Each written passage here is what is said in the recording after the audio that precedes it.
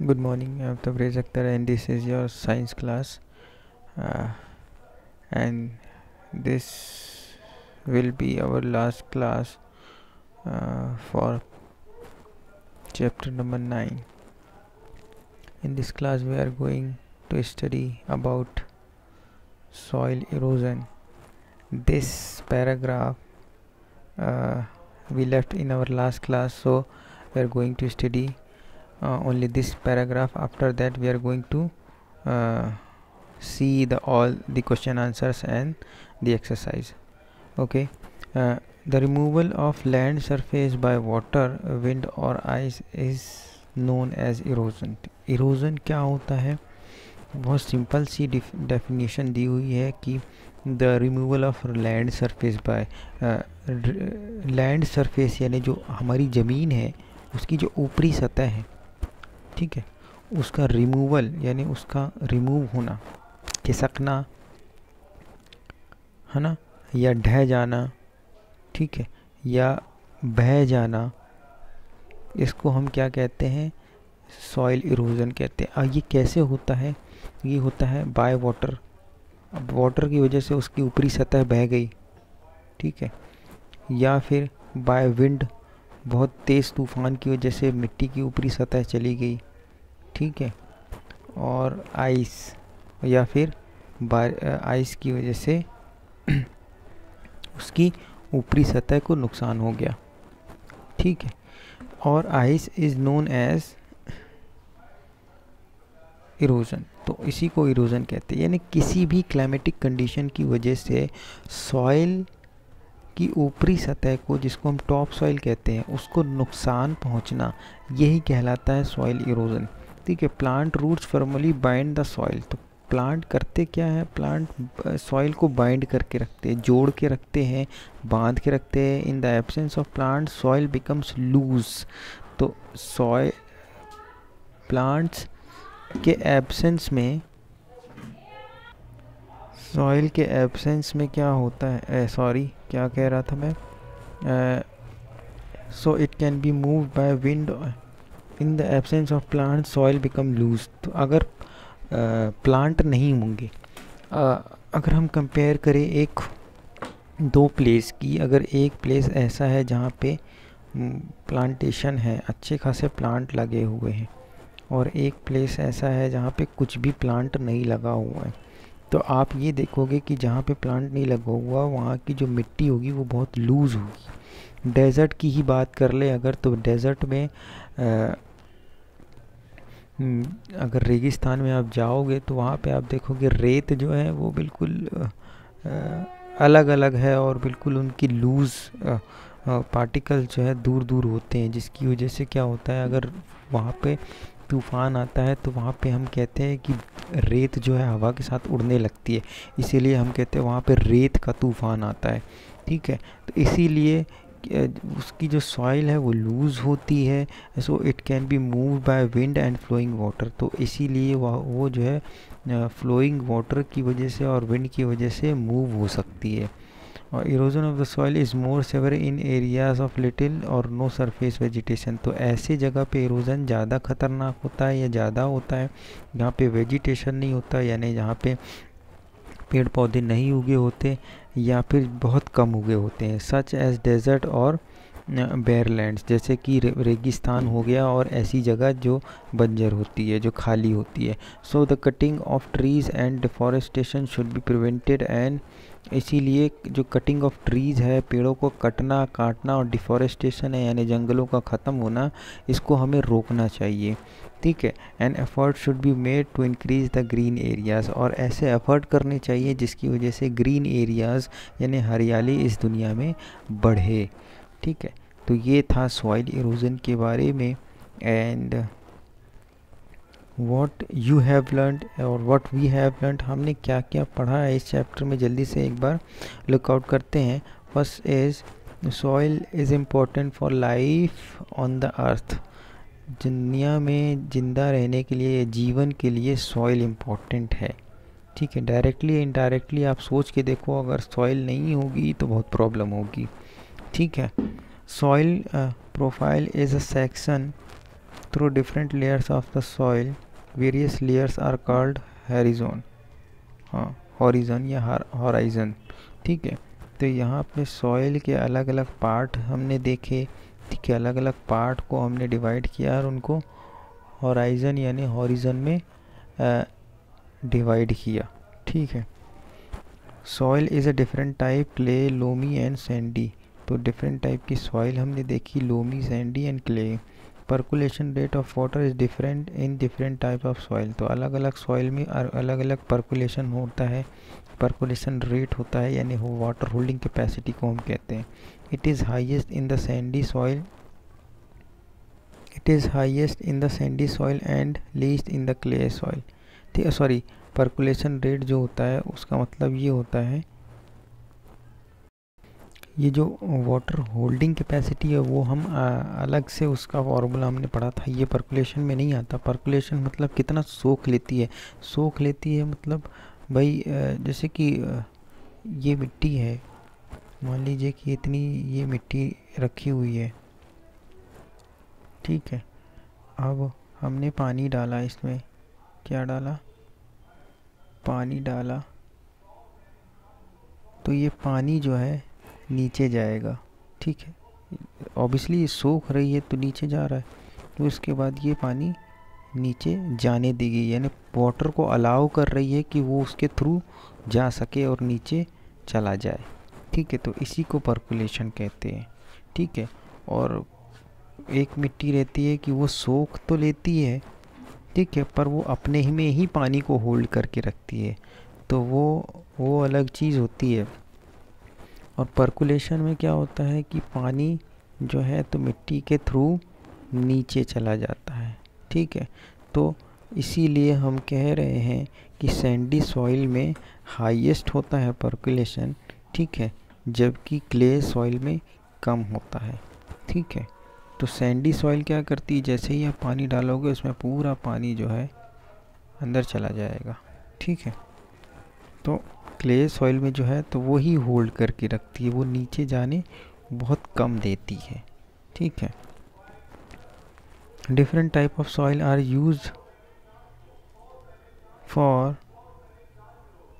Used to cultivate different type of crops. तो अलग अलग सॉइल अलग अलग क्रॉप्स के लिए होती है। Clay and loam are suitable for growing wheat. Wheat के लिए क्ले और लोम जो होती है वो ज़रूरी होती है, और ग्राम और पैडी के लिए भी यही ज़रूरी होती है, लेकिन कॉटन के लिए जो है सैंडी लोम टाइप की सॉइल जो है तो ज़रूरी होती है। Now next is soil holds water in it which is called soil moisture, ठीक है। जो सॉइल्ड अपने आप में पानी को होल्ड करके रखती है हम उसको कहते हैं soil moisture.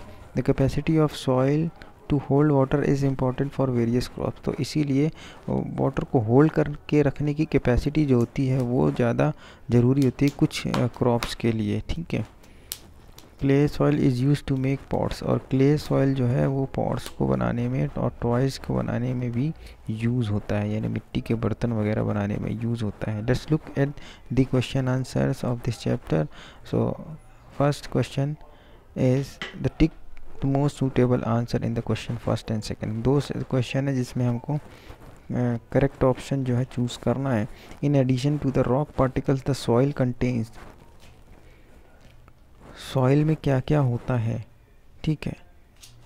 In addition to the rock particles के साथ साथ उसमें सॉइल में क्या क्या होता है, ठीक है। Air and water, water and plant, या mineral organic matter, air and water, या फिर वाटर एयर एंड प्लांट। तो ये वाला ज़्यादा सही है जिसमें लिखा हुआ है थर्ड नंबर, मिनरल्स है, ऑर्गेनिक मैटर है और एयर एंड वाटर है, ठीक है। तो ये सारी चीज़ें होती हैं। और अलग डिफरेंट टाइप की सॉइल में भी मिनरल्स की जो क्वांटिटी है यानी कितनी क्वालिटी है वो सब अलग अलग होता है, और ऑर्गेनिक मैटर कितना उसमें है कितना उसमें नहीं है। तो ये सारी चीज़ें अलग अलग सॉइल में अलग अलग पाई होती है। बट ये जो है इसके लिए सूटेबल आंसर हमारा ये वाला है। And the water holding capacity is the highest in. Water holding capacity, सबसे ज़्यादा पानी सोखने की ताकत यानी पानी को होल्ड करने की ताकत कौन सी सॉइल में है, तो क्ले सॉइल में ज़्यादा पानी को रोक सकने की ताकत है। ठीक है, अब आते हैं कॉलम को मैच करने के लिए, उसके बाद सारे क्वेश्चन आंसर देखेंगे। तो यहाँ पे हमारा कॉलम 1 को किससे मैच कराना है? Home for living organisms. Living organisms के लिए होम क्या कहलाएगा? ऑल काइंड ऑफ सॉइल, सारे टाइप की सॉइल जो है वो होम कहलाएंगी। ठीक है, अपर लेयर ऑफ सॉइल जो ऊपरी लेयर कहलाती है, उसको हम किससे मैच कर सकते हैं? डार्क इन कलर, कलर उसका डार्क होता है। सैंडी सॉइल जो होती है वो उसमें लार्ज पार्टिकल होते हैं। ठीक है, middle layer of the soil lesser amount of humus. तो बीच में जो सॉइल की लेयर पाई जाती है, ऊपर की लेयर में सबसे ज़्यादा ह्यूमस होता है, फिर नीचे की मिडिल यानी उसके नीचे की जो लेयर कहलाती है उसमें कम ह्यूमस होता है। क्ले सॉइल की बात करें तो सम पार्टिकल्स, स्मॉल पार्टिकल्स होते हैं और पैक्ड होते हैं, टाइट पैक्ड होते हैं। ठीक है, क्ले सॉइल की खासियत क्या होती है? उसके पार्टिकल्स स्मॉल होते हैं और अच्छी तरह पैक होते हैं, इसीलिए वाटर होल्डिंग कैपेसिटी इसकी ज़्यादा होती है। ठीक है, अब आते हैं क्वेश्चन आंसर्स में। Here question number 4 says explain how soil is formed. बताना है कि सॉइल कैसे फॉर्म होती है। तो soil is form by the process of weathering. Weathering is the process of physical breakdown. तो सॉइल वेदरिंग से फॉर्म होती है। वेदरिंग क्या होती है? वेदरिंग मतलब कहलाता है कि जो रॉक्स का और मिनरल्स का ब्रेक डाउन होता है उसी को हम वेदरिंग कहते हैं। तो ब्रेक डाउन कैसे होता है किसी रॉक और मिनरल्स का? By the action of wind, water and climate. Climate की वजह से, वाटर और विंड के एक्शन की वजह से जो है चट्टानें जो है वो टूटती हैं। ठीक है, और इसी के रिज़ल्ट में हमें सॉइल मिलता है। How is clay soil useful for crops. तो क्ले सॉइल जो होती है वो क्यों यूज़फुल होती हैं क्रॉप्स के लिए? क्योंकि इसकी वाटर होल्डिंग कैपेसिटी होती है ज़्यादा और इसमें ऑर्गेनिक मैटर ज़्यादा पाए जाते हैं, रिच होता है ऑर्गेनिक मैटर में। तो यही चीज़ जो है ग्राम, वीट और पैडी टाइप की क्रॉप के लिए ज़रूरी होती है। ठीक है, तो जो ज़रूरी है वो क्ले सॉइल में पाया जाता है। ठीक है, और इसीलिए clay soil having these characteristic are useful for such kind of crops. इसीलिए इस टाइप की क्रॉप्स के लिए क्ले सॉइल ज़्यादा यूज़फुल होती है। ठीक है, आते हैं नेक्स्ट क्वेश्चन में। क्वेश्चन नंबर 6 में कह रहा है कि डिफरेंस बताना है क्ले सॉइल और सैंडी सॉइल में। तो क्ले सॉइल के लिए देखते हैं सबसे पहले the portion of fine particles is higher. मतलब फाइन पार्टिकल्स जो होते हैं वो ज़्यादा होते हैं, इसमें फाइन पार्टिकल्स पाए जाते हैं। पार्टिकल्स आर पैक्ड टाइटली और एक दूसरे में बहुत मजबूती के साथ पैक्ड होते हैं, जुड़े हुए होते हैं particles, and good water holding capacity. ठीक है, होल्ड ज़्यादा पानी को कर सकते हैं, ज़्यादा पानी को ये होल्ड कर सकते हैं, रोक सकते हैं। लेस एयर इज़ ट्रैप्ड, और एयर जो है वो बहुत कम अमाउंट में इसमें ट्रैप हो पाती है, यानी इसके अंदर जो हवा है वो बहुत कम मिलेगी। ठीक है, क्योंकि इसके पार्टिकल क्लोजली पैक्ड है ना, एक दूसरे से अच्छी तरह से जुड़े हुए हैं, इसीलिए हवा के लिए जगह नहीं होती। It is rich in humus, और ह्यूमस इसमें ज़्यादा पाया जाएगा। सैंडी सॉइल की बात करें तो इसके पार्टिकल्स जो हैं वो लार्ज होते हैं, हायर होते हैं, इज़ हायर। ज़्यादा पार्टिकल्स जो हैं वो लार्ज पार्टिकल्स पाए जाते हैं इसमें, और लूजली पैक्ड होते हैं, यानी बहुत ज़्यादा कस के पैक्ड पार्टिकल नहीं होते, इसके थोड़े लूज़ होते हैं पार्टिकल्स। ठीक है, इसीलिए इसमें हवा ज़्यादा ट्रैप हो पाती है और पानी इसमें, वाटर को होल्डिंग कैपेसिटी इसमें कम होती है क्योंकि पानी इससे बह के निकल जाता है। और it is not rich in humus, और ह्यूमस में रिच नहीं होती है ये वाली सॉइल। ठीक है, अब आते हैं स्केच करना है, स्केच बनाना है हमें cross section of the soil. Soil का क्रॉस सेक्शन का स्केच बनाना है तो ये देखिए, ये स्केच हमारी बुक में ही दिया हुआ है, जिसको हम सॉइल प्रोफाइल कहते हैं। ये क्रॉस सेक्शन कहलाता है सॉइल का, यानी सॉइल को अगर हम एक साइड से गड्ढा करके देखेंगे और उसका साइड व्यू देखेंगे तब हमें कुछ इस टाइप से सॉइल दिखेगी, ठीक है।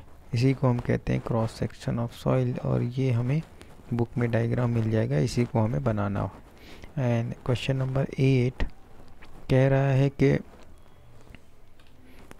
Razia conducted an experiment in the field related to rate of percolation. तो रेट ऑफ पर्कुलेशन निकालने के लिए हमें एक एक्सपेरिमेंट दे रखा है, एक क्वेश्चन दे रखा है। इसमें observe that it took 40 minute for 200 ml water to percolate through the soil sample.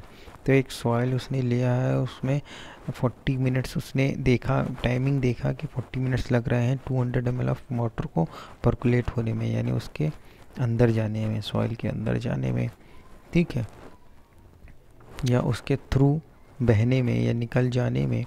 तो calculate the rate of percolation, तो रेट ऑफ पर्कुलेशन हमें बताना है। तो इसमें देखिए क्या करना है कि अमाउंट ऑफ वाटर कितना है 200 ml, पर्कुलेशन टाइम कितना है 40 मिनट, ये बुक क्वेश्चन में दिया हुआ है। तो सीधे सीधे पर्कुलेशन रेट का फॉर्मूला लगा देना है, amount of water upon percolation time. तो अमाउंट ऑफ वाटर है 200 ml और पर्कुलेशन टाइम है 40 मिनट। तो 200 अपॉन 40, जैसे ही हम इसको कट करेंगे तो हमें 5 ml पर मिनट आंसर मिल जाएगा। लास्ट क्वेश्चन है explain how soil pollution and soil erosion could be prevented. Soil pollution और सॉइल इरोजन कैसे रोका जा सकता है। सबसे पहले हम देख लेते हैं कि what is soil pollution. Soil pollution होता क्या है, ठीक है। The persistent buildup of toxic compounds in the soil is defined as soil pollution। तो सॉइल पोल्यूशन क्या होता है कि जो सॉइल में टॉक्सिक कंपाउंड्स का आना या बढ़ना, ये कहलाएगा सॉइल पोल्यूशन। तो टॉक्सिक कंपाउंड ऐसे कंपाउंड होते हैं जो कि सॉइल को नुकसान पहुंचाए, ठीक है, और जिसकी वजह से हमें नुकसान पहुंचे, ठीक है। सॉइल को नुकसान पहुंच रहा है, इसका मतलब सॉइल की वजह से प्लांटेशन में भी नुकसान हो रहा है और उसकी वजह से फिर हमें भी नुकसान होगा, ठीक है। तो सॉइल को ख़राब करने वाले जो भी कंपाउंड होते हैं तो उसकी वजह से सॉइल ख़राब हो जाती है, जिसकी वजह से सॉइल की क्वालिटी ख़राब हो जाती है। तो जब सॉइल ख़राब हो जाती है तो इसी को हम कहते हैं सॉइल पोल्यूशन। तो इन्हीं की वजह से सॉइल पोल्यूशन होता है। तो टॉक्सिक कंपाउंड, अब इसके बारे में हम देखते हैं कि रोक कैसे सकते हैं इसको। To prevent the soil pollution its causes must be control. तो सॉइल पोल्यूशन यानी सॉइल का ख़राब होना, पोल्यूट होना, इसको रोकने के लिए हमें इसके कॉज को हमें जानना होगा। तो कुछ हमने 2 पॉइंट लिखे हुए हैं इसमें। Reduce the use of plastic. तो सबसे पहले प्लास्टिक को रिड्यूस करना है, क्योंकि प्लास्टिक जो है वो अगर सॉइल में मिक्स होती है तो सॉइल की फर्टिलिटी कम होती है ना, इसकी वजह से हम प्लांट को भी नुकसान होता है, ठीक है। और जानते हैं आप कि ये डिकम्पोज नहीं होती जल्दी, है ना। तो these should be decompose of properly and if possible there should be avoided. तो इससे अच्छा ये है कि इसको हम ज़्यादा से ज़्यादा हो सके तो प्लास्टिक को अवॉइड करें। सेकेंड है इंडस्ट्रियल पोल्यूटेंट। तो इंडस्ट्री से हमें पोल्यूशन जो मिल रहा है इससे भी सॉइल को बहुत नुकसान होता है, ठीक है। तो हमें ज़रूरी ये है कि जो पोल्यूटेंट्स इंडस्ट्री से निकल रहे हैं उसको पहले ट्रीट किया जाए, ठीक है, ताकि वो नुकसान पहुंचाने वाला ना हो, और फिर उसके बाद उसको जब छोड़ा जाएगा तो वो सॉइल में मिक्स हो जाएगा, वो तो ठीक है, लेकिन नुकसान तो नहीं होगा सॉइल को। अगर हम ऐसे ही पोल्यूटेंट जो निकल रहा है इंडस्ट्री से वो हम सॉइल में मिक्स कर देते हैं, अब वो तो उनको तो बहाना है ना, वो पोल्यूटेंट को तो बहाना है ना। अब उनके इंडस्ट्री से जो वेस्ट निकल रहा है उनको तो कहीं ना कहीं बहाना है, तो वो जाके बह के सॉइल में तो मिक्स होता है, ठीक है। तो सबसे पहले वो ट्रीट किया जाए, जो भी वो पोल्यूटेंट बहा रहे हैं उसको ट्रीट करें ताकि वो नुकसान पहुंचाने वाला ना हो, फिर उसके बाद ट्रीटमेंट के बाद उसको छोड़े, सॉइल में मिक्स करें, तो जाके वो ज़्यादा बेटर रहेगा। अब थर्ड पॉइंट है इंसेक्टिसाइड्स, ठीक है। और Pollutants of soil include pesticide and insecticides. Therefore, excessive use of these substance should be avoided. तो जो हम पेस्टिसाइड और इंसेक्टिसाइड का यूज़ करते हैं सॉइल में, जो किसान यूज़ करते हैं, अगर ज़्यादा इस चीज़ का यूज़ करते हैं तो इस चीज़ से हमें बचना चाहिए, बहुत कम यूज़ करना चाहिए, क्योंकि इससे सॉइल की क्वालिटी और फर्टिलिटी ख़राब होती है. Prevention of soil erosion. Soil erosion को से बचाने के लिए सॉइल को क्या करना है? तो removal of upper layer, that means fertile layer of soil by strong wind और water is known as soil erosion. Soil erosion के बारे में अभी हम पढ़ चुके हैं कि वो अपर लेयर का रिमूव होना सॉइल इरोजन कहलाता है. तो इसको रिड्यूस करने के उपाय क्या है कि mass awareness to reduce deforestation for industrial purpose. ठीक है, तो लोगों में अवेयरनेस दिलाना ज़रूरी है लोगों को कि जो डिफॉरेस्टेशन है उसको ज़्यादा रोकने की कोशिश करें और ज़्यादा से ज़्यादा प्लांटेशन यानी प्लांटिंग ट्रीज़ को हम बढ़ावा दें और लोगों को हेल्प करें ताकि जो फॉरेस्ट ख़त्म हो चुके हैं उसको फिर से जनरेट किया जाए, रीजनरेट किया जाए. तो इस तरीके से हम ज़्यादा से ज़्यादा पेड़ों को उगाकर, पेड़ों को बचाकर ही हम सॉइल इरोजन को रोक सकते हैं, क्योंकि सॉइल को रोकने की ताकत सिर्फ पेड़ों में होती है. वही है जो सॉइल को होल्ड करके रखता है. ठीक है, तो ये सारे थे question answers of chapter number 9 and your homework is as usual to complete all the answers of this chapter. Thank you.